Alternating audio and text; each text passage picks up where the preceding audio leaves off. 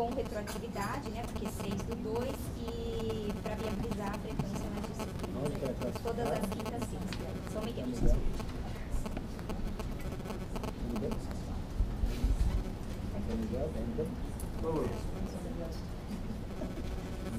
Em discussão, em votação, se tiverem de acordo com o voto da relatora, permanece como estão. Aprovado, então, o afastamento da agente Leonice, retroativa a 6 de fevereiro. Por fim, 2h12, chegamos ao último processo, é isso? Ah, tem a desistência do Davi ainda também. Obrigada. Estou acompanhando o Beto, devolvi os autos. Devolver os autos, acompanhando o Beto. Ok. Agora... Aqui não há nenhuma informação nos autos do pedido. Não, ele não foi juntado no processo? Não. É porque estava com você. Não, o Davi só noticiou que não... Que vai, ele precisava praticar atos na presidência da banca, saiu o resultado da semana, então ele desiste do pedido formulado ao conselho. Ok, então o último processo, vamos tentar aqui em 20 minutinhos, 15 minutinhos até 2h30 finalizar. Processo SDP 112/2013, interessado Fabiano Brandão, proposta de deliberação com regulamento limite de afastamento de função de cargo de confiança. Relatora conselheira Fabiana Zapata, que apresentou o voto. Ela votou pela rejeição, eu pedi vista, encaminhei o voto para os conselheiros, acredito que... Alguém, por favor, confirme o recebimento, que de todos os demais receberam, né? Então tá bom. Excelentíssimos conselheiros, exerci direito regimental à vista, tendo em razão a atração irresistível sobre o aprofundamento do tema. Em seu laborioso voto, a excelentíssima relatora afasta a pretensão de regulamentação em essência sobre o argumento de inexistir limitação constitucional quanto ao tempo de exercício de cargos de confiança ou em comissão. Afirma como um argumento ariete que a Carta da República, no artigo 37º, ressalva o princípio do concurso público aos cargos comissionados de livre nomeação e exoneração, de onde busca extrair a impossibilidade de qualquer limitação. Não é exatamente assim. Deveras, não se mostra, penso, suficiente tal argumento, porquanto inúmeras regras, normas e princípios, seja a corrente adotada que for, deflui implicitamente do corpo constitucional. Exemplo lapidar é extraído ao se indagar onde está positivado o postulado da proporcionalidade. Positivado em lugar nenhum. Portanto, se não está escrito, não existe, não é vigente, não conforma inúmeras situações jurídicas. Aqui, várias vezes, rememoro que norma e direito são realidades, inclusive filosoficamente distintas. Todos devem saber, porque certamente não se prendem aos preconceitos baixos e rasos da graduação, que foi Hans Kelsen, o neocantiano de Viena, que abordou o direito como reconstrução intelectual racional da norma. Com efeito, por isso que se assenta no Supremo Tribunal, o intérprete máximo da Constituição, que, além de estar subordinado à legalidade formal, o poder público fica adstrito à juridicidade, conceito mais abrangente que inclui os comandos diretamente veiculados pela Constituição. Demais disso, é ultrapassada a concepção de que princípios não possuem força normativa, a qual proveria apenas das regras. Há, em repetição nauseante, mas necessária, larga distinção entre norma e direito. Pode inexistir regra, mas existe direito sobre o tema. É que, conquanto inexistente previsão constitucional expressa uma regra sobre a limitação temporal, impõe-se verificar a compatibilidade do exercício de tais funções com princípios decorrentes do sistema constitucional vigente, maiormente, alcance e sentido material de democracia e seus consectários de rotatividade nos centros de poder para os quais não se ascende diretamente por concurso público. Note-se que a rotatividade, subprincípio instrumentalizante da concepção democrática e republicana, afeiçoa-se com munos, funções, cargos e congêneres, cujo provimento não se perfaz mediante concurso público de provas e títulos. Injurídico falar-se, pois, e óbvio, em rotatividade nos cargos para os quais, diretamente, há provimento pela regra constitucional de concurso público. O agente concursado, com ressalva do seretista, trava seu liame com a administração em caráter indefinido, sem termo ou condição. Desse reverso, contudo, ouso ter a percepção que o tratamento constitucional, tomando por critério a forma de provimento, deve ser diferente. Se ao concurso público aplicam-se as normas da estabilidade, aos cargos comissionados e às funções de confiança, a precariedade é a pedra de toque. Dessa sorte, há que se entrever tratamento constitucional diverso, extraído da interpretação estrutural da Carta Política. Faça-se, contudo, uma imprescindível digressão para tratar da possibilidade jurídica e abstrata de limitar a concepção do livre provimento desses cargos e funções em razão da colidência com princípios estruturantes. É que a ilustre relatora Fabiana, como sublinhado, caminhou pela impossibilidade legal da limitação, de qualquer modo e forma, do livre provimento desses cargos e funções. Cabe a trazer à memória, portanto, situação em termos teóricos idêntica sobre a vedação constitucional do nepotismo, abordado na ação declaratória de constitucionalidade número 12 pelo Supremo. Nesse processo objetivo, o Supremo perquiriu a constitucionalidade de ato normativo infralegal do Conselho Nacional de Justiça que impediu a livre nomeação de cargos comissionados e funções de confiança sem base legal. A controvérsia foi geral, porquanto se sustentava a impossibilidade de ato infralegal limitar a nomeação livre, constante em lei, de cargos comissionados e funções de confiança, exatamente como sustenta, com devido respeito, a relatora. Portanto, a questão é teoricamente idêntica. Isto é, o STF analisou a constitucionalidade de um ato infralegal limitar o modo e a maneira da autoridade competente exercer seu direito de prover cargos comissionados e funções de confiança. Houve forte resistência, como há no colegiado, à aplicação da norma infralegal do Conselho Nacional de Justiça pelos tribunais, onde a prática do nepotismo se espraiava, pois sustentavam que a discricionariedade do agente público estaria sendo violada, desconsiderando-se os comandos normativos que atribuíam liberdade de nomeação dos titulares dos cargos em comissão e funções de confiança. Trata-se, evidentemente, de questão teórica realizada à devida abstração, idêntica à tratada nos autos.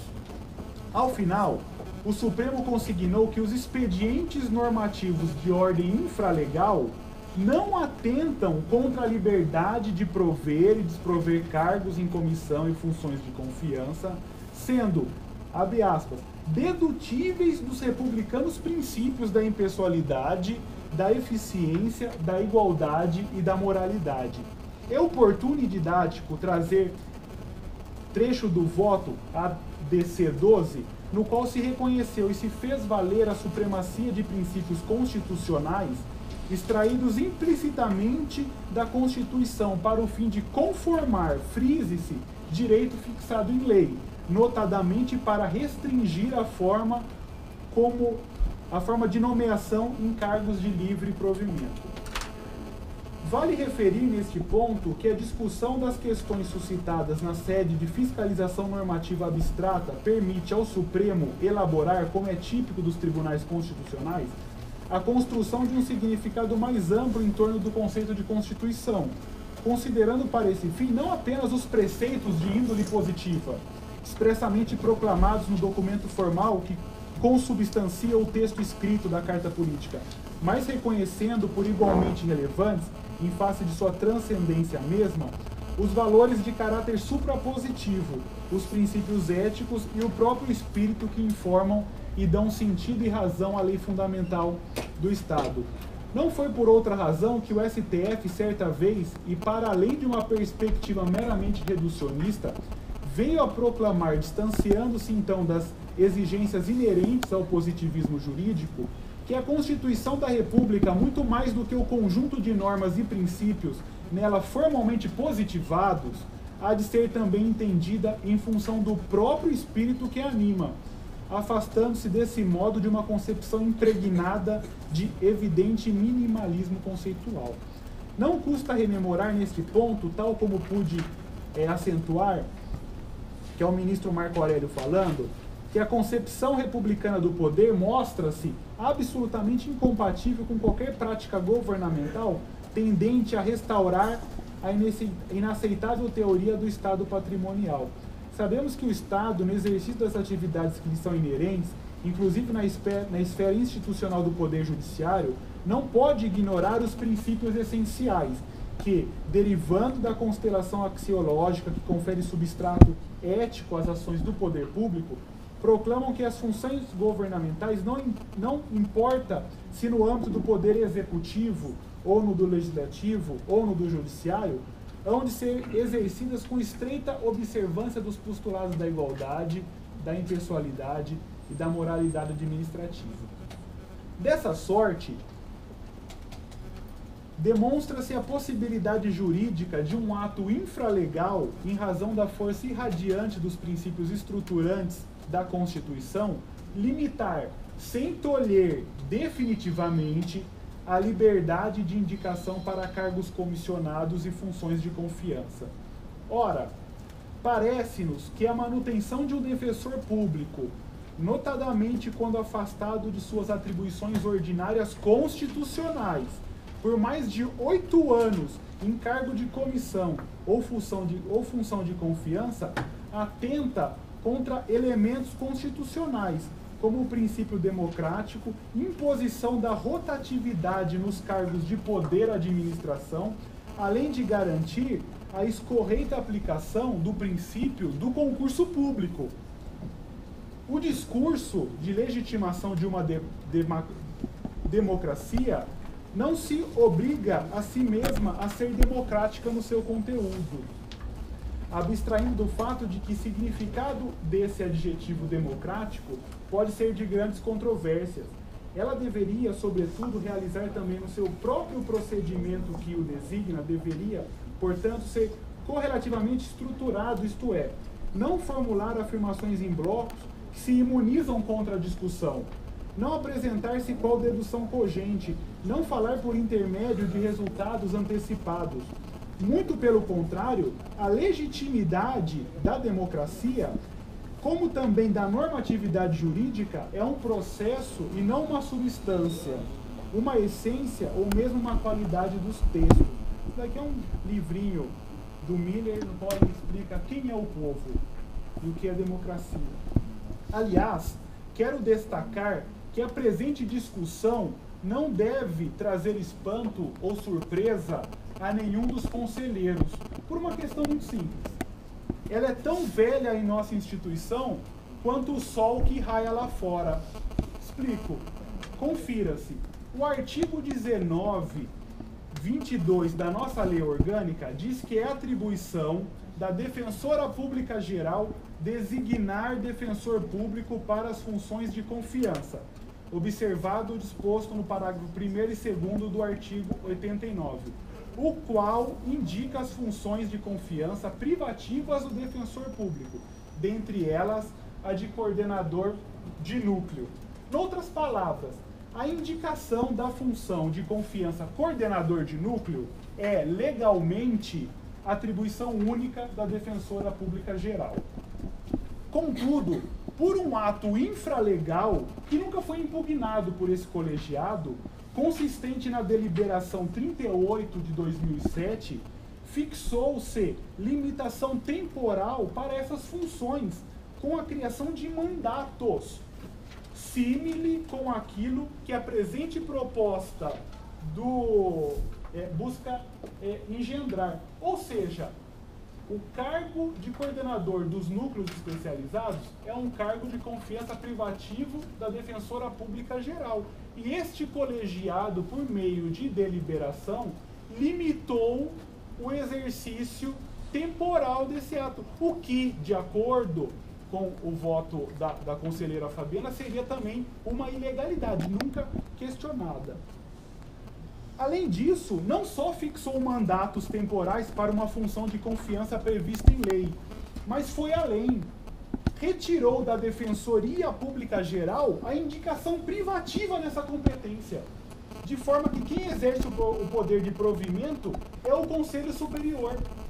Portanto, nunca houve qualquer argumentação jurídica ou política na Defensoria Pública quanto à ilegalidade de, por meio de uma deliberação do Conselho Superior, limitar temporalmente o provimento de uma função de confiança ou de cargo comissionado. Já há, portanto, uma função de confiança, coordenador de núcleo especializado, prevista em lei, com limitação temporal imposta por deliberação deste Conselho. Então, não se cuida de aventura jurídica desse conselheiro o pedido de vista para aprofundar-se no tema. Tão revele em nossa Defensoria Pública. É de 2007 o modelo de mandatos para os coordenadores de núcleo.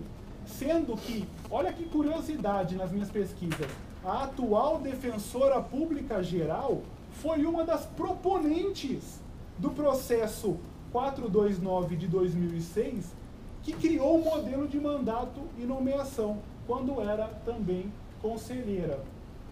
Portanto, a legalidade e constitucionalidade da proposta é onipatente, possuindo precedente idêntico no âmbito dos núcleos especializados. O que eu quero dizer é apenas, se esse colegiado caminhar para o sentido de rejeição, teremos que declarar aí também legal a maneira que nós fixamos os cargos relacionados aos coordenadores do núcleo, se esse for o entendimento do colegiado. Inadequado, por outro lado, afigura-se o afastamento pela ótica da proporcionalidade, é a medida também justa. O lapso de 8 anos em exercício nas funções indicadas parece-me razoável, porquanto coincidiria com 4 mandatos de um defensor público geral, devendo, pela proposta, aguardar apenas 2 anos, um mandato, para retornar às suas funções de confiança e cargo comissionado. Assim, a proposta elaborada, no seu aspecto temporal, é também adequado. Para 4 mandatos afastados da função fim, ficaria apenas 2 mandatos para retornar à realidade institucional típica da Constituição. Inadequado, do outro lado, afigura-se o afastamento integral do defensor público de sua função constitucional básica, o que, extreme de dúvidas, compromete a acuidade funcional desses agentes, distanciando-se da realidade, encastelando-o na senda meramente administrativa. Com efeito, o cargo ocupado primordialmente é de defensor público do Estado, sendo remunerado por lei em razão deste cargo. O exercício de funções atípicas, em lapso juridicamente desproporcional, acaba por desvirtuar a própria investidura de direito público, transmutando um defensor público em um administrador público. Demais disso, é verdade latente que deixar de tocar os pés e as mãos à base da Defensoria Pública por tempo longo acaba por criar visões cristalizadas e distante do real, viciando gestões e engessando comportamentos. Deveras, em seu monumental voto sobre a publicidade dos procedimentos disciplinares, CSDP 262 de 2013, a conselheira Márcia Garuti finalizou com o seguinte trecho do teólogo, fiz questão de colocar excomungado, Leonardo Boff, o qual peço licença para citar. Ler significa reler e compreender, interpretar. Cada um lê com os olhos que tem e interpreta a partir de onde os pés pisam. Todo ponto de vista é a vista de um ponto. Para entender como alguém lê, é necessário saber como são seus olhos e qual é sua visão de mundo. Isso se faz da leitura sempre de uma releitura. A cabeça pensa a partir de onde os pés pisam, grifei. Para compreender, é essencial conhecer o lugar social de quem olha. Vale dizer, como alguém vive, com quem trabalha, desejos que alimenta, como assume os dramas da vida e da morte e que esperanças o animam. Isso faz da compreensão sempre uma interpretação. Sendo assim, fica evidente que cada leitor é coautor, porque cada um lê e relê com os olhos que tem, porque compreende e interpreta a partir do mundo que habita. Ora, quando os pés palmilham por anos apenas a via administrativa, a cabeça começa apenas a pensar administrativamente. Perde-se a sensibilidade da vida latente. Esvai-se a latência rica do pulsar do chão da defensoria, propondo-se, por exemplo, regras e decisões incongruentes, não por dolo, não por má fé ou inaptidão, mas porque a cabeça pensa de onde os pés pisam, sem eco na realidade, por vezes óbvia, para quem está no terra, a terra da Defensoria Pública. Por esse motivo que encetei, diga-se, a diligência pedindo informações sobre os defensores que estejam afastados da função fim e por quanto tempo, não sendo segredo destacar, repudiada a pessoalidade nominal, que há defensores públicos sem contato com a atribuição natural do cargo desde a criação institucional em 2006. E de outro reverso, a realidade é idêntica. Quem está na base, pisando no chão da triagem, vê o mundo por essa perspectiva e às vezes sem a sensibilidade que deve ter em relação ao administrador. A cabeça, repito, pensa a partir de onde os pés pisam. Imperioso, pois, fazer a cabeça mudar de ponto de vista. Outro sim, é preciso fazer consignar que o Tribunal de Justiça do Estado de São Paulo compreendeu a importância da rotatividade, da oxigenação em cargos comissionados e em funções de confiança privativos da magistratura, com a edição do CSM 1761 de 2009 e voto nos autos administrativos 2002 de 2008 do órgão especial, cuja ementa é cargos de direção, cúpula do tribunal, indicação de juízes assessores, restrição à designação de magistrado que já tenha exercido esse munus por período de 4 anos a mais, inteligência do regimento interno da observância obrigatória. Ou seja, o Tribunal de Justiça, mais uma vez, vem se tornando aí um paradigma para a Defensoria Pública de uma forma que nós nunca imaginávamos, deixando a certeza de que ninguém caminha sozinho, a gente sempre precisa da experiência dos outros. Por todo exposto, senhores conselheiros, aqui nesse voto que talvez pareça mais um voto sobre política na sua essência mais pura, de uma carta política, de rotatividade, de democracia, trazendo elementos filosóficos que pude aqui aprender com a doutora Márcia, que me tocou muito esse ponto, é que voto pela aprovação da proposta trazida. Tem discussão? Só uma coisa, é que a proposta fala em afastamento, né? E, na verdade, tecnicamente falando, são designações com prejuízo a determinado cargo de confiança. Se for prevalecer seu voto, acho que teria que ser adequado aí a... Ele fala, na verdade, em todos os cargos todas as funções de confiança e cargos comissionados. Mas fala a palavra afastamento. Não necessário afastamento. Então, um coordenador regional que não tem afastamento, depois de 8 anos exercendo essa função de maneira constante, eu também achei salutar que seja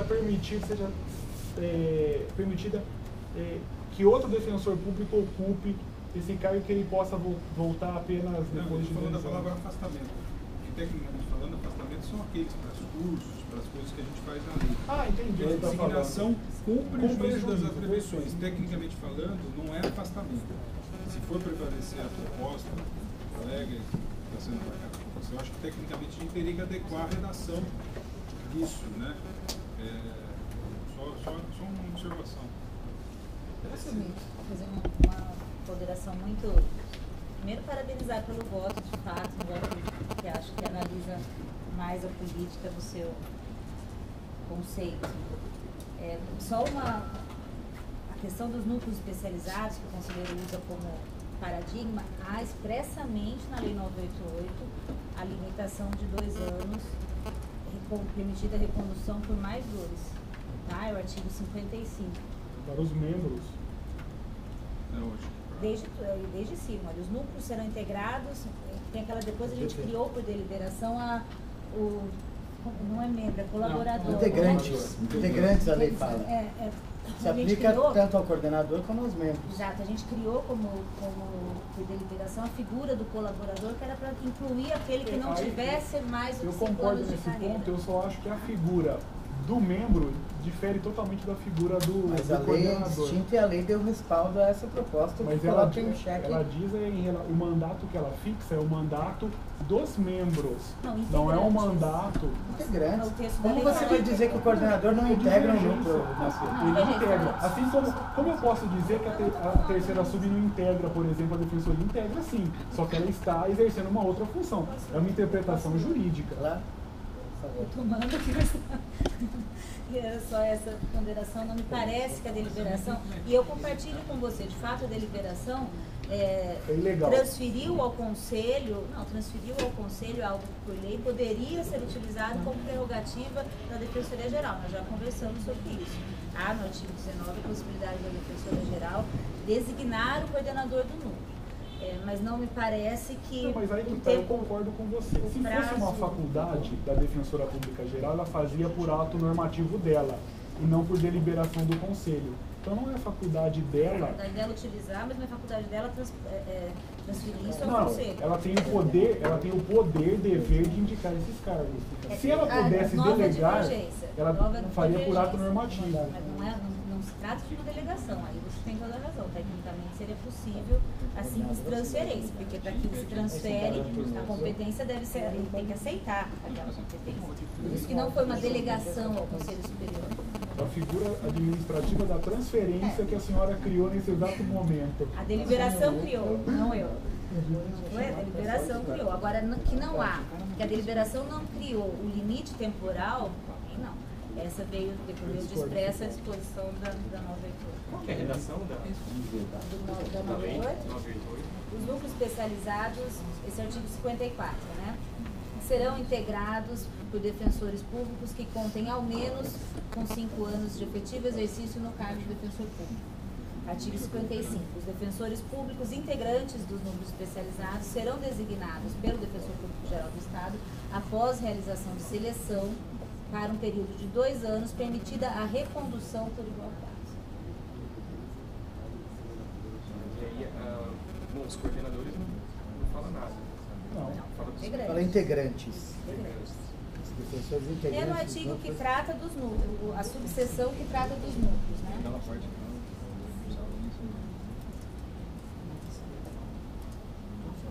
É que a ideia seria a indicação dos membros, um mandato, mas a figura, em razão da importância do coordenador, é função de confiança. Está no mesmo artigo. Os defensores públicos integrantes do núcleo serão designados, não é só, veja, o artigo não diz que só o coordenador, serão designados pelo Defensor Público Geral do Estado após seleção, para um período de 2 anos, permitida a recondução. Não diz aqui nada que a designação do Defensor Público Geral do Estado se dá só na coordenação. Não diz isso. Eu estou falando do tempo, não estou falando da designação. Qual que é a limitação que você disse que a deliberação criou? Deixa eu abrir o voto aqui, está aqui em cima. Do mandato dos coordenadores, que 2 anos, permitido mais 2 anos. Ela criou 2 limitações. Primeiro, trouxe por ato infralegal, tirou da Defensoria Pública Geral competência privativa dela de indicar cargo de confiança e trouxe para o Conselho. E depois criou a limitação temporal. São 2 limitações que a deliberação dos núcleos fez. Tirou, se é que poderia tirar. Se nós fizermos, é que poderia, sem dúvida. Exato. Se poderia. Agora, a competência privativa dela, tirou e trouxe para o conselho. Seria algo equivalente ao conselho fazer o seguinte: olha, quem vai indicar, por exemplo, outros cargos de confiança típicas da Defensoria Pública Geral vai ser o conselho. E há vários outros cargos de confiança que nós sabemos que quem indica é a Defensoria Geral, é o que diz a nossa lei. Só que o conselho deliberou nesse sentido e nunca houve impugnação. Segundo, ela fixou o limite temporal de 2 anos para os coordenadores de núcleo, que se aplicam somente, no meu entender, aos membros, porque o coordenador de núcleo é função de confiança. A proposta fala em rotatividade no mesmo cargo de confiança ou é em cargos de confiança?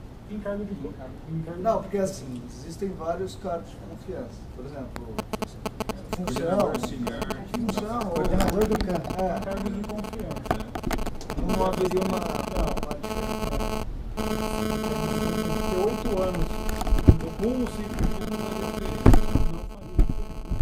de diligência, Zé Macedo, você constatou se havia, por exemplo, situações em que o colega pode ter sido 2 anos coordenador do CAN, ficou 2 anos como coordenador auxiliar, assumiu a regional por mais 2 anos, situações que talvez não estejam abarcadas no seu no âmago do seu voto, mas que colateralmente a deliberação eu acho que tem um caso, eu não me lembro, não vou citar o nome, eu acho que de coordenação de unidade, eu acho que só um coordenador que ele estaria, ele ficou, não, acho que nenhum chegou a dar 8 anos ainda. O que vai chegar a dar 8 anos, porque a instituição não tem, serão alguns da administração superior. Não vou, como eu coloquei no voto, há colegas nossos que desde a criação... A administração superior? Está seguro disso? A gente pode ver aqui, não sei se tiver algum incômodo. Algum incômodo? Se envolver mandato. Pois é, e o teor da proposta são 8 A anos. Marta está 8 anos. 8 anos ininterruptos, é isso? Vai chegar a 8 anos. Mas a proposta do Fabiano inclui os cargos eletivos? Não, porque não é função de confiança. Não, porque a corregedoria não é função de confiança. Direção direta também, porque o diretor também tem mandato. Tem 4 anos. Mas aí Então, mas é comissionado.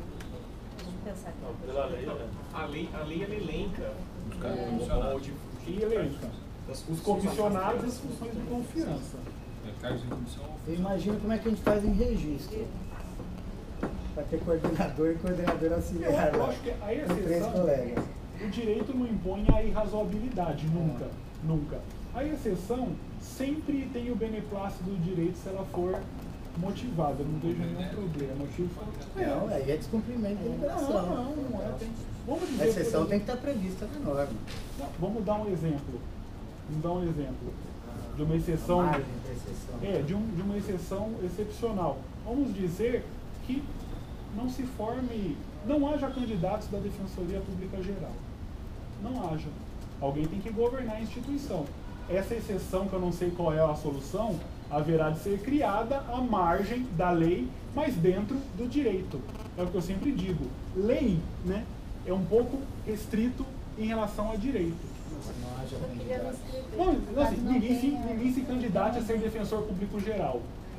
Qual é a solução normativa legal? Qual que é? Não sei. Mas aí é uma hipótese, na verdade. Eu estou dizendo que nem toda exceção ela precisa estar prevista em lei. É uma hipótese que a superveniência do fato Então, vamos dizer, por exemplo... é pouco crível nesse momento. Você falar que em registro é pouco crível, que a gente tem um problema com essa norma, O que eu penso é o seguinte, se houver ali, há 2 colegas na unidade. Um precisa ser coordenador do CAN e o outro precisa ser coordenador da unidade. E um da regional. São 3. É o que diz o Maximiliano lá na década de 50 do século passado. A lei não prevê, né, absurdos, ela não quer prever absurdo. Então, se tem 2 pessoas ali, não há nem... A norma é dirigida quando a lei não prevê as situações fáticas possíveis e constatáveis hoje. Então, aí é o absurdo da norma. A gente pode prever de maneira casuística, se for. Agora, ela é voltada exatamente para várias hipóteses nas quais não há nenhum impeditivo fático, Renato, e há uma permanência ali do mesmo sujeito. Eu só estou dizendo que talvez a norma não dê conta. E por um lado, como eu falei, é também muito importante que colegas que não tenham e nunca exerceram nenhuma função de confiança ou cargo comissionado venham a entender que eles não fazem isso por uma questão de voluntarismo. Está incluído também num ônus atípico do defensor público exercer as funções de confiança e os cargos comissionados. Então é preciso, do outro reverso, instilar a importância de ocupar esses cargos, até para que eles conheçam os dramas do que é administrar uma instituição, desde o micro ao macro. Porque o que nós temos é uma possibilidade, não há ainda, de cristalização daqueles que buscam agir e daqueles também que não buscam agir, sendo omissos com a defensoria pública. Então, essa preocupação da norma, me parece, não há, ela é bifronte. Busca permitir o acesso e busca também que as pessoas tenham contato com o que eu passei a chamar aí de chão de triagem, que é um negócio fantástico, rico e muito poético na sua... Na verdade, uma dúvida compartilhar com você. Nós tivemos uma época que uma colega que concorreu, foi indicada ao 5º constitucional, e você acha que você vai se lembrar dessa situação. E à época o Wagner Giron fez uma proposta de edição de deliberação, e eu não me lembro, eu não estou conseguindo achar aqui no site se essa deliberação, porque eu não me lembro dela ter sido revogada.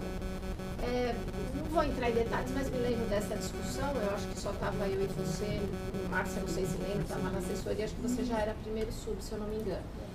E a gente discutia um pouco esse recado, eu me lembro disso claramente, da moralidade, né? O que isso poderia levar, e eu lembro que a gente teve um alto debate, uma Fesoli estava, e a gente acabou aprovando, trazendo algumas regras que, volto a dizer, não sei se hoje está em vigor, eu não me lembro de ter sido revogada essa deliberação. Muito buscando essa questão da moralidade, daquilo que o colega poderia estar afastado para determinado cargo e utilizar daquilo para um benefício, para uma colocação política, isso foi aprovado. Se eu tivesse o texto seria mais fácil, mas eu me lembro, por que eu estou resgatando isso? Porque eu acho que era um pouco desse indicativo. Isso foi em agosto, isso foi em 2007. 2007, mais ou menos. Antes da entrada do pessoal do segundo concurso. E na época foi quando o Gustavo veio para a escola. Por que eu estou trazendo de volta essa deliberação? Ela foi aprovada e ela teve vigor, se não tiver, mas ela teve durante muito tempo em vigência. E a gente queria dar esse recado, e o recado foi assumido publicamente pelo Conselho, de que determinados cargos, determinados locais onde os defensores pudessem trabalhar, poderia levar a um indicativo de, não sei se benefício, não era benefício pessoal, porque a pessoa ser indicada pelo 5º, acho que já não pode se dizer que é um benefício. Mas, enfim, aquela situação pudesse levar a um cargo, uma função ou um convite fora da Defensoria Pública. Então, como é que eu enxergo? Por que eu estou falando isso? Como é que eu enxergo? Eu vejo que realmente a gente pode se deparar com essa questão no CAN ou em várias situações, mas isso me lembrou muito, e é por isso que eu estou falando para você especificamente, Renato, porque eu acho que você vai se lembrar, isso me lembrou muito aquela discussão que a gente teve lá atrás, que era o colega não estar tão próximo tanto tempo ou não se utilizar daquele cargo, daquele poder que ele tem na direção de determinado órgão aqui e voltar. Inclusive parece que ele tinha um período, tenho certeza, ele tinha um período de, como é que se chama, não é depuração, que você fica? De quarentena. Que ele tinha um período de quarentena que ele nem poderia concorrer a um determinado, não poderia ser chamado, se chamado não fosse aceitar, não podia aceitar, é mais ou menos o que acontece nas empresas públicas. Um cordão ético-moral. E aí, só por que eu estou me manifestando? Pode ser que na prática a gente não consiga alcançar todas as situações através de uma edição de deliberação. E aí eu estou fazendo esse raciocínio agora junto com vocês. Mas eu acho que essa mensagem que já estava lá atrás é um pouco que, para mim, parece embutida nessa proposta que o Fabiano fez e que ele discute, mais do que essas questões, ó, o CAN, isso ou aquilo, é essa questão dessa mensagem. Então, o que quer dizer isso? Quer dizer só que eu estou relembrando essa história, essas discussões que a gente já passou, e que eu acho que a gente devia, é o caso, não é o caso, mas assim, a priori eu não vejo isso como, é muito ruim, é muito, isso daí é absurdo. Acho que não é absurdo, a gente já passou por uma discussão dessa lá atrás, tá? É só para, na verdade, deixar meu testemunho, acho que o único que pode dividir isso comigo é o Eu não me lembro exatamente, eu não estava nessa sessão em que se discutiu, inclusive. Você estava só na primeira sua. Mas tenho memória de que houve sim edição de alguma norma. Isso eu tenho certeza. Pode ter sido certamente foi em agosto. E acho que a ideia era mais ou menos criar essa quarentena de saúde. Que a pessoa não se autopromovesse para fins de concorrer a qualquer coisa externo, a partir Brasília, da ocupação de um cargo, de confiança, que lhe dê uma projeção pelo cargo, etc. Acho que a ideia era sempre a quarentena. Estou de acordo com você quando você diz, Franciane, que não é um tabu, não é uma discussão que surge do nada, de fato é uma discussão importante, já foi objeto de reflexão até no movimento da criação da Defensoria Pública, se pensava em mecanismos semelhantes. Eu só acho que deve haver alguns cuidados, perdão, alguns cuidados em relação a se tolher, enfim, possibilidades legais, que a lei não traz limitações de escolha, acho que é uma questão a se colocar mesmo. Não sei se eu vejo um paralelo tão forte da questão do nepotismo com essa situação. Acho que ali é uma situação bastante extrema, que o Supremo chamou para si, quase que traçar as normas gerais de algo que claramente rechaçado por razões óbvias, não é a possibilidade de influência, não se pode trabalhar com um filho sob a sua tela. O Supremo disse isso e estabeleceu apenas limites para dar concretude à norma. Acho que não é tão extrema essa situação.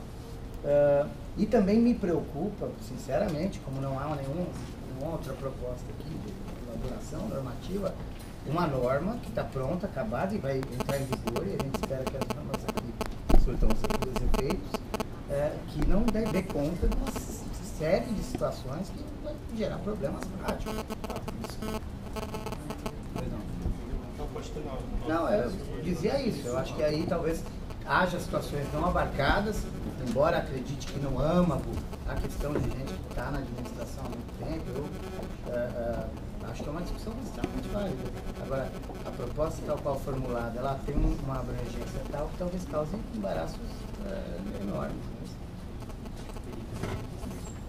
Acho que isso é uma questão a ser enfrentada, a questão da legalidade, isso não se enfrentou aí dele, e precisaria daí ser debatida, tudo isso, a possibilidade ou não da questão do problema, mas acho que as questões, a abrangência e os problemas práticos de uma eventual limitação por deliberação, eu acho que talvez eles possam ser superados até pelo, salvo engano, a própria, como veio a proposta do proponente, salvo engano, ele não previa de forma, talvez como o voto do Zé Moacir, para todas as situações de função de confiança.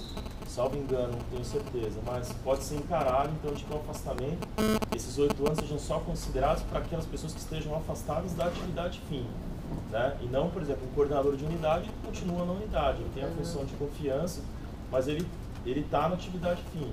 Né? Então, para acabar com esses problemas práticos, pode ser previsto de que sejam 8 anos, considerando num cargo de comissão ou função de confiança, desde que afastados da atividade fim. A proposta vai nesse sentido. A proposta você fala também.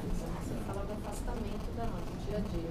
Mas o voto do Moacir é para abranger até quem exerce função de confiança ainda que não afastado do espírito dele. Mas eu acho que o espírito do voto dele é outro. Eu queria trazer uma outra consideração, e eu sei que aí não é culpa de uma ou duas pessoas, ou mesmo cerceio a possibilidade de qualquer defensor ou pessoa propor alguma coisa ao Conselho.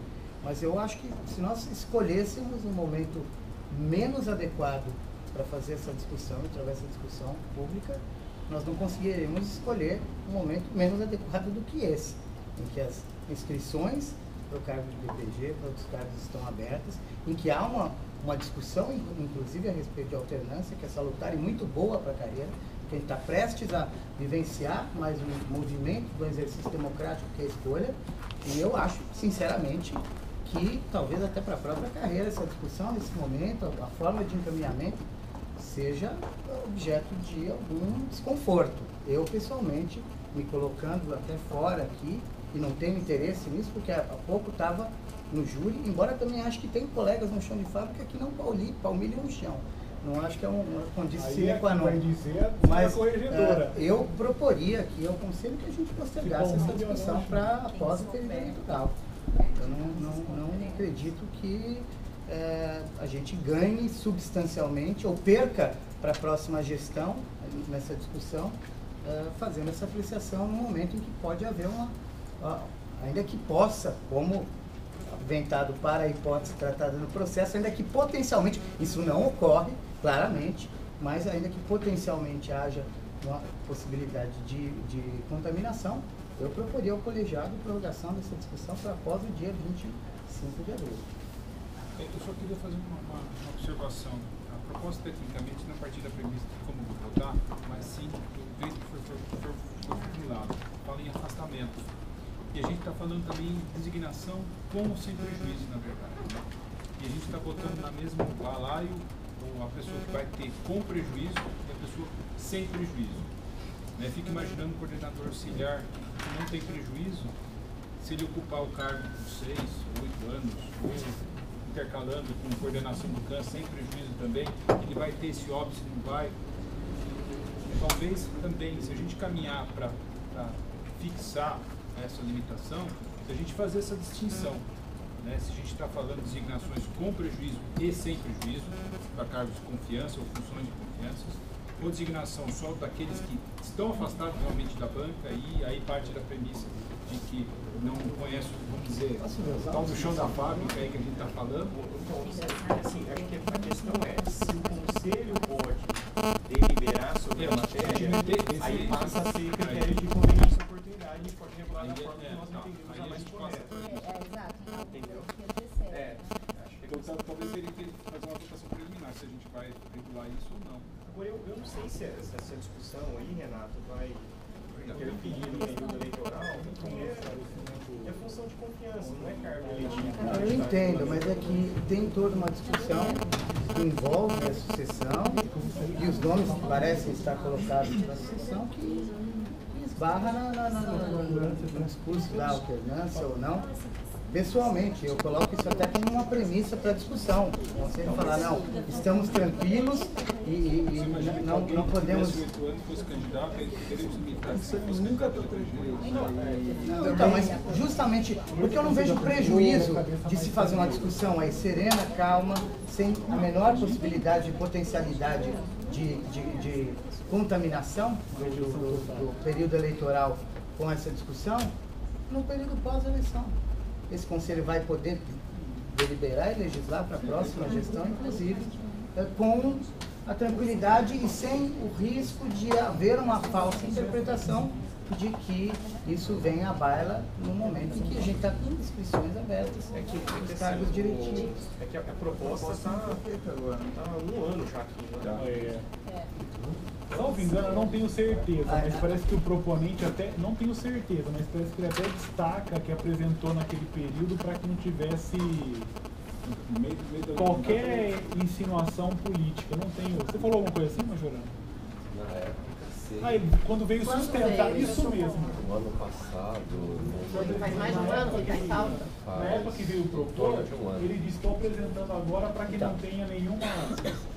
O voto da relatora está datado de setembro. Hoje o proponente veio aqui pedir, talvez se não tivesse vindo, talvez não tivéssemos sequer avançado em muito nosso horário pactuado. Eu pedi na sessão passada, até pedi para a Daniela, mas eu falei, olha, eu estou com voto aqui. O fato é que... ele nem estava, hein? O fato é que a discussão e a deliberação passou a ter lugar num momento, num tempo, que talvez não seja talvez seja o mais propício. Eu acho que talvez você esteja vendo demais política onde não há. Renato, não sei. Eu, pelo menos, em relação a isso, estou tranquilo. Não vejo uma...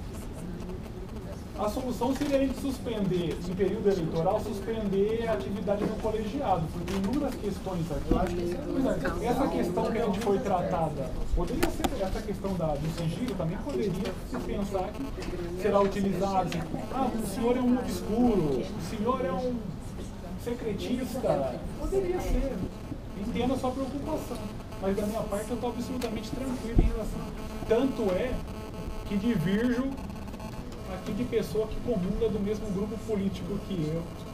Eu falei, acho que a questão é diferente. Até mesmo sobre um aspecto fático, eu me sinto insegura para decidir agora. Aliás, já deveria ter terminado.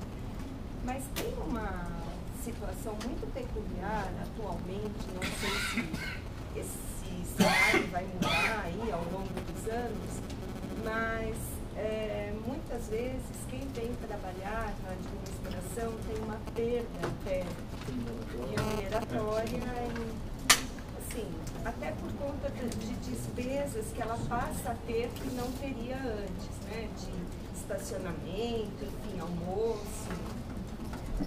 E por conta disso, até alguns desses colegas, e eu me incluo nisso na época que eu estava na assessoria, acabam fazendo ali as atividades, né, que fornecem alguma gratificação até para poder ter uma renda pelo menos igual ao colega, né, que está na atividade fim e que pode livremente escolher qual atividade ele quer fazer. Eu mesma fiz durante muitos anos revisão criminal e pisei no pé no chão da triagem, entendeu? Então, também o fundamento desse pedido foi... Não, e na corregedoria, eu até solicitei aos colegas que não se inscrevessem, porque aí eu acho que, por exemplo, na triagem principalmente, se o corregedor auxiliar está lá trabalhando, um assistido causa, ele passa a ser testemunha, entendeu? Então é complicado o corregedor, auxiliar e assistente manter uma atividade assim, salvo se ele não tem contato com o público, que seja uma coisa muito técnica. Eu acho que essa questão vencimental hoje ela está quase reduzida, né? Tanto que, assim, então, a corregedoria, mais ou menos assim, porque os colegas assumiram a CPT. Mas a CPT não precisa ser composta por corregedor, entendeu? Mas tem um pedido de vista manifestado? Não, sem problema. Eu estou preocupado um pouco com o horário, mas eu gostaria, como presidente, de fazer encaminhamento da proposta da presidência de prorrogação da discussão para após o dia 25 de abril. Eu gostaria de consultar expressamente o colegiado, porque se vier a ser acolhido isso, inclusive, não só a conselheira que está pedindo vista, como os demais vão ter tempo suficiente para analisar e estudar o processo aqui. Eu insisto no pedido de vista, presidente. Então, eu vou colher a manifestação. Os que estiverem de acordo com a prorrogação vão permanecer como estão. Os que são contrários, e aí então a gente segue regimentalmente, vão se manifestar, ok? Ela pediu vista. Mas eu estou encaminhando como uma providência prejudicial à prorrogação por decisão do colegiado. Eu acho importante, porque aí tem tempo suficiente, não só para ela, eu talvez quisesse olhar, a Juliana falou aqui também, gostaria de ter visto, mas se nós deliberarmos pela prorrogação da apreciação, nós teríamos condição de uma vista coletiva até o dia 25 de abril. Caso seja rejeitado, aí fica concedida automaticamente a vista conselheira. Está claro, conselheiros? Eu coloco em votação, então, a proposta de prorrogação da apreciação desse processo para após a sessão do dia 25 de